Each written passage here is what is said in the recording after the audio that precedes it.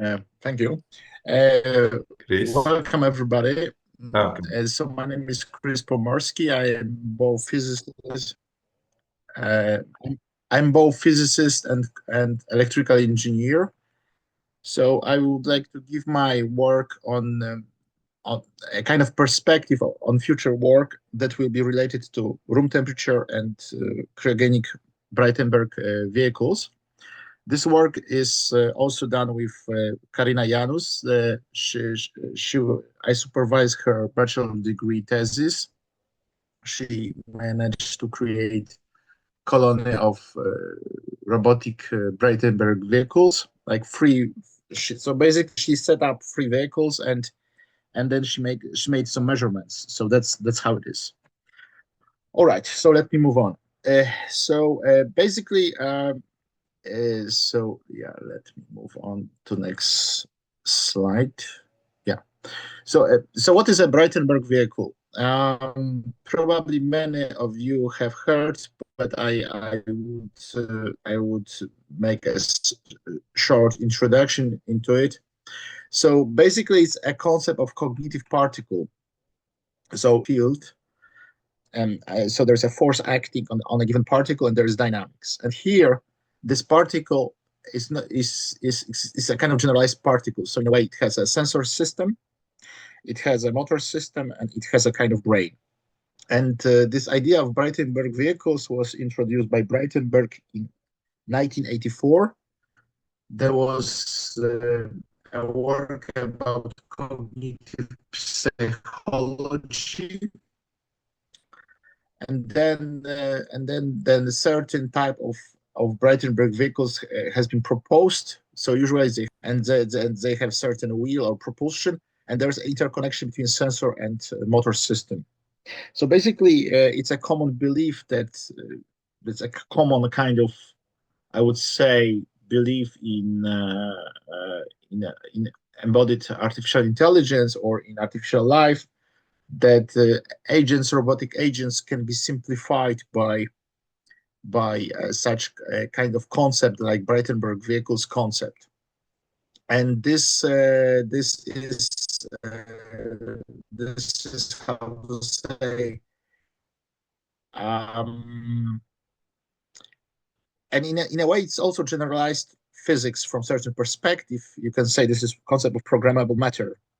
So in a sense that so Braitenberg vehicles, if you program their behavior properly, they can reproduce you like two body system, three body system, and so on, so on. So that's how it is. Right. So and then there are certain reactions between between stimuli, which is so there is certain input signal coming to the sensor, and there is certain motor reaction. Usually, usually motor has certain maximum force that it can give, or maximum acceleration. And so no matter how strong is stimuli, there is certain saturation in the reaction of motor. And of course, this relation can be like linear, like given here, or could be so the stronger is the stimuli, the stronger is the reaction of the motor. Motor is basically here, or it can be inverse. So in a sense that the stronger is the stimuli, the smaller is motor. So in the first case, you can say if there's a light source, you can say that your vehicle will try to approach the light source. So imagine you have such thought experiment. You have a table, the last table, you put its light under this table, and then this better object can be assigned with a property of liking the source of light, and another could be not liking. So actually, so you see, so you can assign different properties in dependence on this relation between sensor stimuli and motor reaction. Of course, you can introduce in the middle, in a kind of brain, you can put artificial neural network that can reproduce various types of intelligent behaviors. All right, so this is the one the simplest case of Braitenberg vehicles. Let me move on. Then, of course, there is this feature which I already described. There is you have this box. This box represents the body of this agent. There is a motor, like one wheel in that case, and there is a sensor system. Of course, you can quite easily generalize it into many sensors from many type of signals, and also you can place more than one wheel, and so on and so on. So of course you can also go with this concept into 3 dimensions, like with artificial drones, submarine drones, or artificial flying objects. So you can do it. All right. So this is this concept of Braitenberg vehicle in 1 dimension. Then of course you can have this slightly more generalized version. And then there is a way to program fear, to program aggression, to program exploration, and to program love. So this is, you see, there's interconnection between sensor system and motor systems. So this is how it is. So this first object will speed up to the light source, and then it will slow down. But this one will we'll have we'll apply the signal will be translated to another wheel. So you can expect some sort of movement on the circle. You need to, let's say, remind yourself, for example, what are the principles of equation on the circle. And then, of course, if there's a circle, then one wheel is supposed to have smaller linear velocity than another wheel. So then there is a precondition. So that's up to you, up to your imagination. How will you proceed?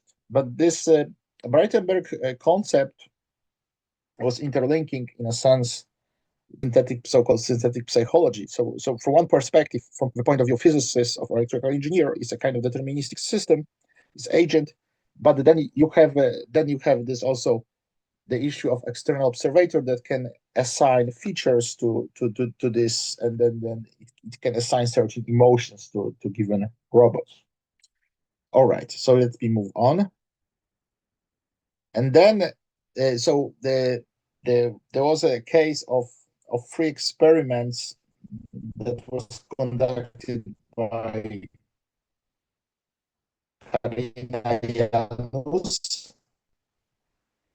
and then she basically have this different three-body dynamic of 3 robots that she has constructed. So then definitely the system which is described here can be reproduced by Hamiltonian dynamics. So this is next step in the research, that we want to find effective potential that governs the system described here. So you have free trajectory of 3 robots, and there's also movement of this light, plama światła, which stands for light. So this is just purely experiment. So what I really like about this thesis was that Karina, she was formally doing bachelor degree at Department of Management and Social Communication. And then, so essentially, she was assigned to economics, build robots. So I proposed this Braitenberg colony. So she has constructed every robot from the scratch, and then she has conducted certain experiments. She constructed this experimental setup for this, and then she collected the data, and then she managed to process data in such a way that, in a way, you have X, Y positions trajectories. So essentially, this is two dynamics system. So what I can say about this system is that you can try to develop quite sophisticated analysis, and and usually physicists always think via the concept of Hamiltonian, so Hamiltonian dynamics. So basically, if you have two particles, let's say in a gravitation field, and two particles, you have Hamiltonian is the sum of kinetic and potential energy. But here, what is special about this system is that this potential energy is dependent on the orientation of this agent, because these agents will be seen in much different way. Uh, so they, in a sense, this potential is dependent on the position and velocity of another object. So in a way, this is more complicated. So we now start try to process this analysis in a deeper way. So we want to construct generalized scheme to build effective potential for this interaction to be able to extract from these trajectories. And this is not so trivial task, because as you see, in physics, usually you have a smooth curves, and here we have a certain discontinuity of first derivative. That's how you can say. So that's a little bit tricky from the point of view of analysis. Probably at some point we will be forced to make some smoothness in the sharp regions to smoothen them a little bit, so it's better fitted for certain algorithms. So this is quite challenging problem. And then, of course, you can add a noise to the system, which is given here, and adding noise would cause that you have probabilistic trajectories. And then when you have a probabilistic trajectories, then you can think about, in a sense, stochastic determinism. So far, let's say we have a determinism, which says that we have only one trajectory. But when you have a small kind of, I don't know, sand or disturbing factors like wind or something like that, then you basically, what you obtain after various experiments, you obtain distribution of probability. And then you can think even about usage of quantum mechanics, about usage of quantum controller to those vehicles. But this is rather further thinking. But this is something what can be done. So your agent can communicate, for example, with IBM quantum experience environment, and then because I mean quantum computation is essentially dealing with probabilities. So then you can construct, as in a sense, a quantum controller that will deal with certain tasks. And this is especially useful in let's say stochastic environment, because I mean in quantum mechanics essentially we have nothing is fully deterministic. There is so-called stochastic determinism. So this is one of this perspective of moving in this direction.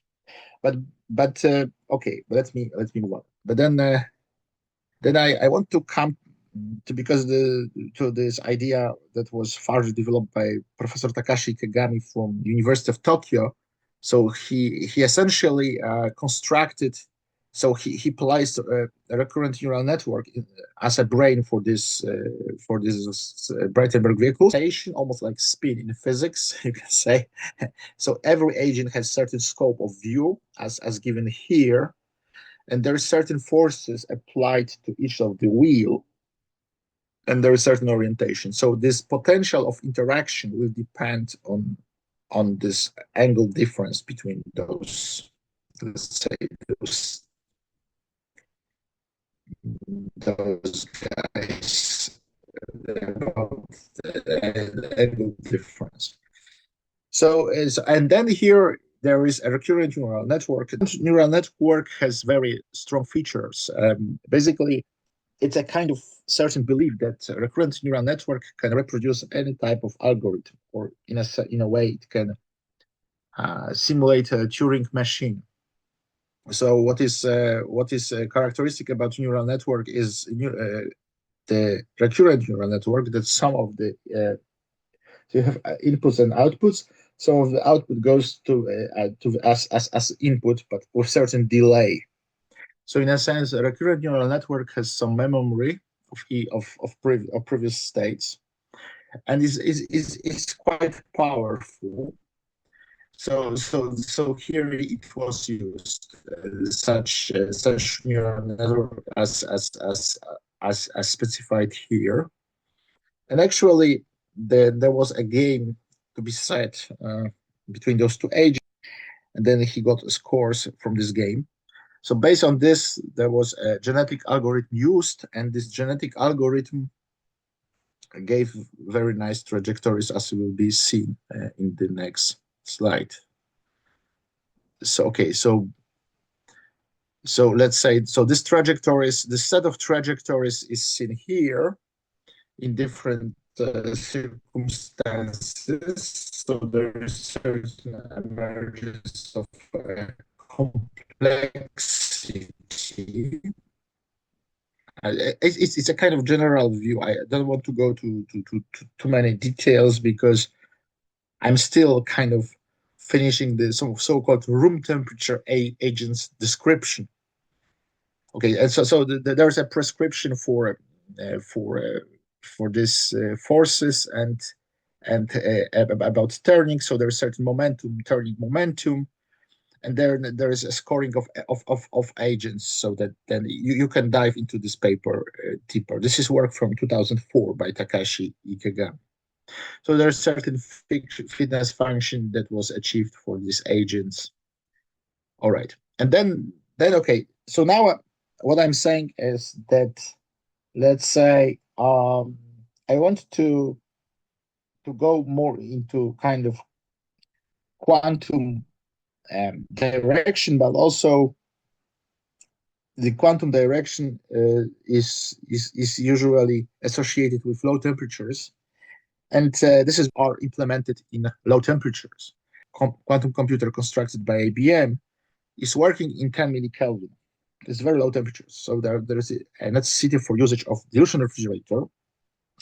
And then I started to thought about something intermediate, not directly to such low temperatures. And then there is and then I managed to combine few ingredients. So quite recently, as it will be seen, there is also usage of superconducting engines. I will shortly describe them during today's presentation. So there is usage of superconducting engines, and there is a usage of superconducting detectors and emitters of radiation. So basically, you have all artificial neural network superconductors. So this has brought me to this topic: what's the possible implementation of Braitenberg vehicles in cryogenic environments, in a such an environment that it can be used on the moon, for example, right? So I'm not saying about too low temperatures. I'm saying something about from 4 Kelvin to 10 Kelvin. So this is pretty much the temperature around the moon. And then, of course, it depends, is it day or night. But then you can design such electronics to work in such environment. And also from the points of space exploration, from the point of view of going to Mars, and also from the point of view of space exploration, it's I need to think about different type of electronics that works in very low temps. Then the first candidate is cryogenic CMOS, cryogenic semiconductor transistors that work at 4 Kelvin. Quite recently there is big progress on that. And also the second candidate is usage of superconducting electrons. That's in a way my specialty, and also specialty of my company, Quantum Hardware Systems. So now I will, since probably everybody knows a little bit about semiconductor electronics, is quite common knowledge in technical science, I would rather give you introduction to superconducting electronics. So what is a Josephson junction? Josephson junction, and what is a superconductor? So at first I will say what is a superconductor. Superconductor is a material that basically can conduct an electric current without dissipation or without a voltage drop. So this is material. Superconductor is material that does not obey the Ohm law in a way. So you can have a current flow with almost no voltage drop, with zero voltage drop. So this is in a sense flow of electric charge without any energy loss or without any dissipation. And such system was first discovered by Ones in 1911, and then in mercury material, and also it was discovered in many low temperatures materials like Nb, like niobium, like Pb, and so on. And then people, quite 50 years after they discovered the flow of current with no dissipation, then people have proposed some basic devices. Some junction, as suggested by Brian Josephson. He's a Nobel Prize winner for that, and he's still alive. So Brian Josephson proposed that you use superconductor, insulator superconductor, and there's a tunneling of Cooper pairs, so like tunneling of paired electrons from one side to another side. And such type of tunneling generates you very nonlinear current voltage characteristic. And then this material is characterized by so-called superconducting order parameter, psi. This is macroscopic wave function psi1 and psi2, and there is a certain phase difference between those wave functions. Then if there is a phase difference, then there is an electric flow. This phase difference is driven by magnetic field. So this is very different scheme in controlling the circuit. In semiconductors, the controlling parameter is electric field.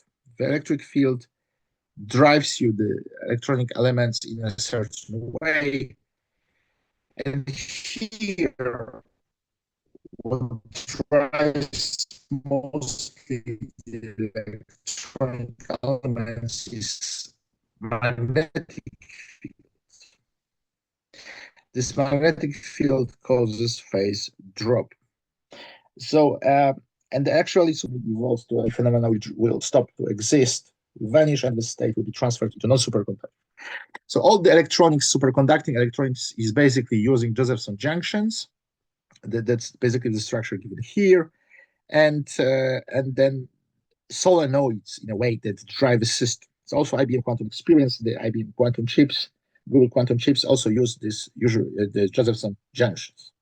All right, this was a little bit lengthy, but it was somehow necessary to give you this kind of view. And having Josephson junction, you can either construct classical superconducting computer, which will work at 4 Kelvin. Professor Yoshikawa was quite recently in Łódź in Poland, and he presented the superconducting processors using Josephson junctions, flux. And but definitely you can construct very efficient classical electronics in Josephson junctions. This electronics usually uses from 10,000 to 1 million power less than its semiconductor equivalent. So if you want to build mainframe computers, it's better to use superconductors. But there is a price to be paid, of course, the cooling. But this price of cooling is proportional to the surface. So if you have sufficient big volume of processing units, it will be beneficial. So for usage of supercomputers, classical supercomputers, it's suggested that you use superconductors. So at some point of the size, it will be more beneficial to use superconductors. This is Josephson junction. And then there's certain configurations of Josephson junctions. Usually, this system is basically represented by this X. So there's a line, and it's this kind of X. So as you can see, and then there are inductances. Inductances is just superconductor. Superconductor is ideal inductance, by the way. It's most ideal inductance you can imagine in all possible circuits. So every realistic inductance has resistance and capacitance, but in case of superconductors, there's almost no that parasitic elements. So such system as given here basically can implement you the neural network, spiking neural network in Josephson junctions. So this is then you have certain so capacitance, as I will move to previous slides. So basically the system over here, it can be represented as resistor in parallel to capacitor in parallel to X elements. So this is how it is. So you have presence of this resistor, then that's due to the fact that there's two fluid model incorporated in a such system. So basically, I will still come back to this slide. So when you analyze the current voltage characteristics, so your electrical charge can be transported by dissipative channel. So then you have normal unpaired electrons, so electrons will spin up or spin down, that generate dissipation and that generate voltage drop. And then you have another kind of liquid of electrons, so-called paired electrons. So electrons spin up and down. They create a kind of quasi-boson that has net momentum 0. And then this so-called quasi-boson is subjected to Bose-Einstein statistics, not to Fermi statistics as electrons that are unpaired. So Bose-Einstein condensate has a different statistic in such type of Joseph. Okay, so this is just example of structure, and then you have some equations of motion, referring to this previous slide. So definitely you see that they can reproduce your spike. So this is kind of neural network that exists in your brain in a way. So in a sense, that's a good message that you can implement Josephson junctions in superconducting elements. Actually, D-Wave company is very good in that. This company presents you various schemes of neural networks that are using Josephson effect. Yeah, so there is certain dynamics of the circuit. I'm not going to describe you right now because in a sense time is too short, but I just symbolize here the model is RTSJ, resistant shunted capacitor Josephson junction. This is this name. So basically, this is a set of coupled nonlinear ordinary differential equations that are quite straightforward to be solved with currently existing numerical methods. And here there's a phase, the phi. There's a phase, so that's so basically this phase difference is causing the electric current flow. All right, so this is just a consequence of solving of these equations are those two plots that you can see here. And there is actually movement of a magnetic flux just quantized in the system. Okay, and now let me move on further. So let's say, so let us assume that we have a classical neural network incorporated in superconductor. It's a good message because basically at the moment, let's say, we don't need to cool down superconductors. They naturally superconduct. So this lowers your evaporation costs.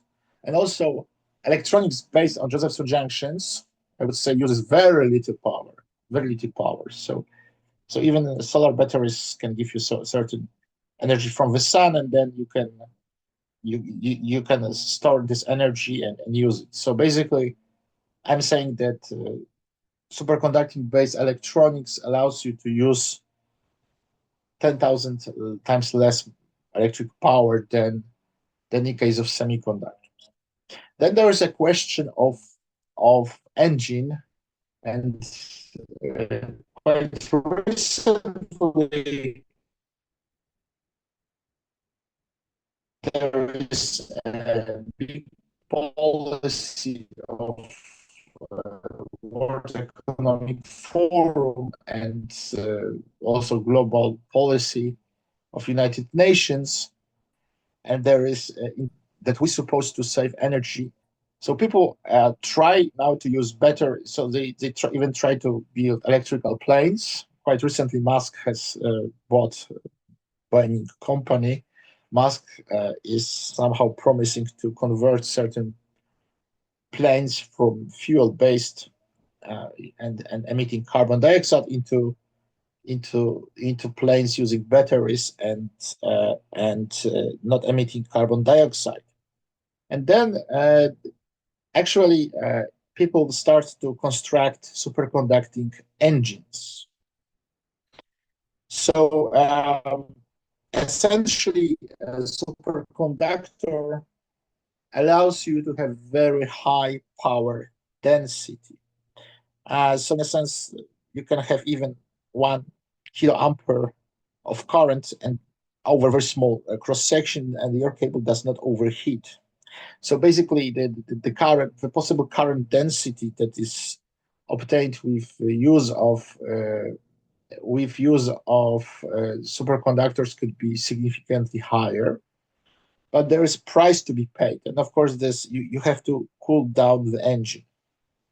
So and also the engines, the electrical superconducting engines could much because of high power density, they can weigh much less. So that's why they could be used in a space aviation and in many other branches. So people can implement those engines on the ships and also on the in these farms, getting energy from the wind. So there is a big development in this direction, and this is essentially speed up with discovery of so-called high temperature superconductors.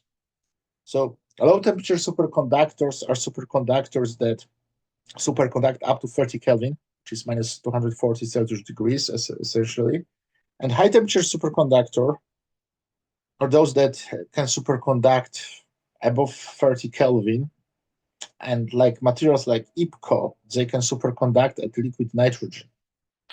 And liquid nitrogen is much more affordable and less costly than liquid helium, because 4 Kelvin coolant is associated with usage of liquid helium, and there's less and less helium available worldwide, and its price starts to become more and more expensive. But nitrogen is very easily accessible. 78% of air is nitrogen, right? And two molecule. So you can extract from the air. And then basically 1 liter of nitrogen is in the price of 1 liter of milk. That's how it is. So then you can use this liquid nitrogen as a coolant for the superconducting engine, and then so Japanese and many other nations already start to make development of superconducting engines. So they already constructed cars using superconducting motors and so on. But there is one essential ingredient that is different. Then you need to have a cooler for, because the superconductor must stay in a superconducting state and temperature. So in case of high temperature superconductors like IPCO, it can be 92 Kelvin, which is 20 Kelvin above the the nitrogen liquefies. So this is a good message. So this development of superconducting engines was boosted by discovery of high temperature superconductor in 1986 by Miller. There was a Nobel Prize for that. And then 10, 15 years later, people start to build superconducting engines. Then I will give you this short description of the engine. But before that, I will just mention something. So in this Braitenberg vehicle can emit radiation, like terahertz radiation or gigahertz radiation to the object, and this can be reflected from the object. And this is done by applying small AC voltage. So Josephson junctions is naturally a voltage control oscillator. So you can ID, then it does change current voltage characteristics. So-called Shapiro steps start to occur. And then so you can detect incoming radiation of certain frequency and from the object, and also you can emit. So if you're using Josephson junction arrays as given here, like superconductor and non-superconductor, you can emit both radiation in certain direction, and then you can also collect this radiation. So what I'm saying is that every part of this technology is available. So that's why you have all necessary ingredients to construct these Braitenberg vehicles. And of course, I mean, Braitenberg vehicles are nothing new, but in a sense, it's like benchmarking. So it's about a kind of constructing robotics in cryogenic environment. I guess I have a. All right. Okay. I need to finish quite soon. All right. Let's move on. All right. And then now that's what's the structure of a superconducting engine. So essentially, this you can in a sense in electrical engines. I'm not going to make any lecture on that in detail, but let's say you're using superconducting field winding. So you can replace presence of ferromagnetic elements by superconductors that with certain current flow that is induced. So this could weight much less than your ferromagnetic part. And so that's certain in that way this engine could be much less weighty in a sense. And then this, let's say, you can also have much higher current density. If you exceed certain current density in a classical electrical engine, it will simply burn. But here you can exceed in certain way, like even 100 times more than in case of classical superconducting engine, and it will not burn. So that's why those solutions are quite effective. So you have here basically the whole view. Like Rolls-Royce is developing superconducting engines for Airbus project. There's Shimizu, Japanese company, and now Boeing also probably. So there are certain I would say planes usage in planes is really, if you want to have electrical planes, you really need to use superconducting engines that are much lighter than classical, because you have also the weight of battery, and this starts to be troublesome to implement this plane that the zero emission. So basically, you have a superconducting field winding as given here. But so of course you have to be careful, because in the engine design, because materials breaks down at low temperatures they're much more suspected to damage much less plastic at lower temperatures. So that's how it is. All right. So and then there is this biography of this talk. So it was quite a conceptual talk. So basically, I mentioned Braitenberg vehicles, give you and then Professor Ikegami Izuka work on this Braitenberg vehicles with recurrent neural network. Then you have certain insight into superconducting agents, especially high temperature based superconductors. Then there was Josephson array device from the functional point of view of detector and radiation emitter. And then there was Josephson junction simulation of neurons. That's quite hot topic right now. And of course, I mentioned about the application of superconductors for automobiles. And then you can get certain insight into Josephson junction theory by Quantum Hardware Systems YouTube channel or many other project on superconducting classical quantum mind. That certain presentation you can find on SlideShow. Right. I guess that's it. So I accept your questions, and please give me some questions. Right. Thank you. Okay, thank you, Chris, for your inspiring lecture. Thanks. So if you have questions, please use the chat, or if you dare, just open the video.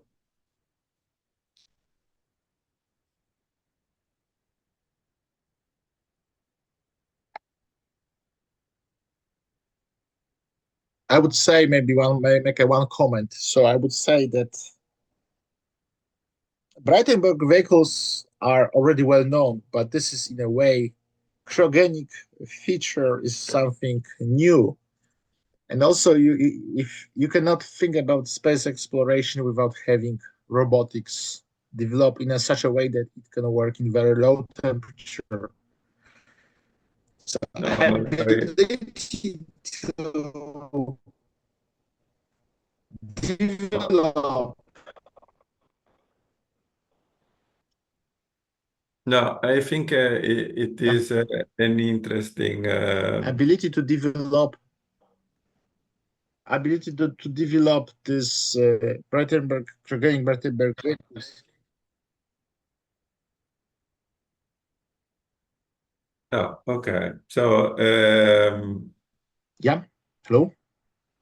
since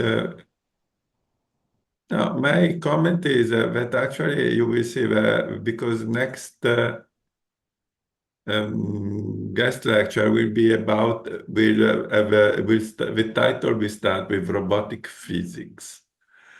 So I guess how Mhm. I'm trying to, because in general it would be nicer to see how, for example, a swarm of this vehicle could work together. And another aspect is that when we talk about these molecular behaviors, we could also look into more standard behaviors, so binding of molecules or things like that. What do you think about? Because, for example, for me, it would be very interesting to understand if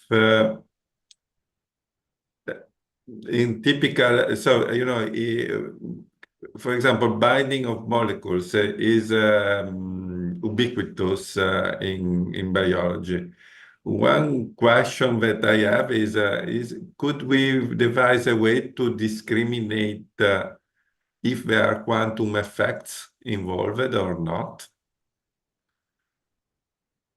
So maybe it's a bit digression from what you were saying, but I think it's somehow related. So to go into this nanorobotics to a scale where we go close to consider quantum effects. I don't know. Maybe the question is a bit Okay, confusing. Confusing. uh, yeah, well, the point is that let's say okay, the quantum robotics could be more subjected to stochastic behavior, you know, right? Less kind of deterministic. And also,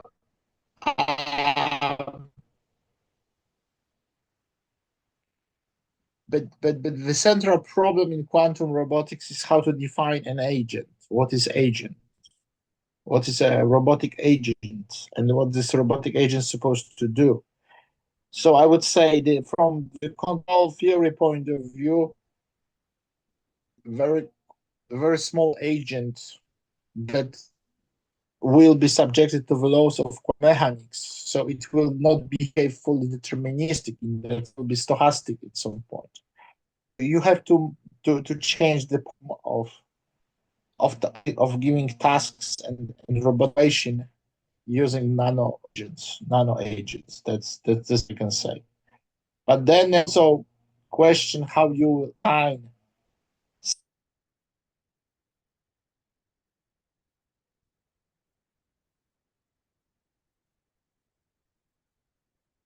Oh.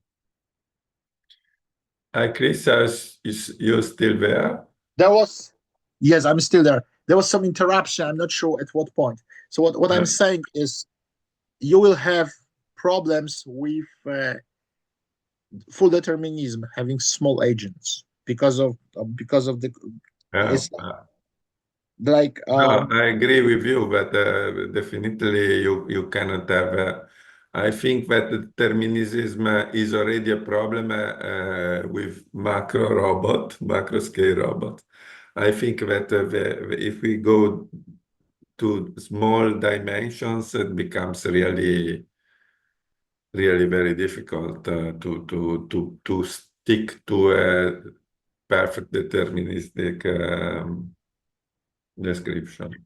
but to make your questions more precise, you need to be able to specify what you understand by saying robotic agent in micro words, because this is usually the agent has a kind of head, has a kind of legs, and has a kind of eyes, the classical agent, or has a kind of hands. But then when you move to molecular level, that's absolutely non-obviously what is your You need a more atomic general force definition. is your atomic force microscoped in a kind of a moving agent. It's hard to say. It's hard to say, right? I see that we in the chat we have a question from Xian. Are there any demonstration for this research as a short video provided from Xian? So does it relate to my presentation, right? Yes, That yes. question. Are there any demonstration for this research? Um, not For to my example, a video, short video. not to my knowledge, in relation to this superconducting Braitenberg vehicles.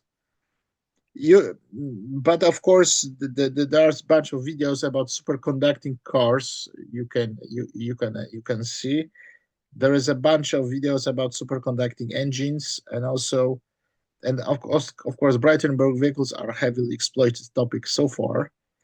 So that's what I can say. Maybe you can send me some links and I can share with our Yeah, friend. yeah. All right, I will. I will. Mhm. Okay. So I think that we are already a bit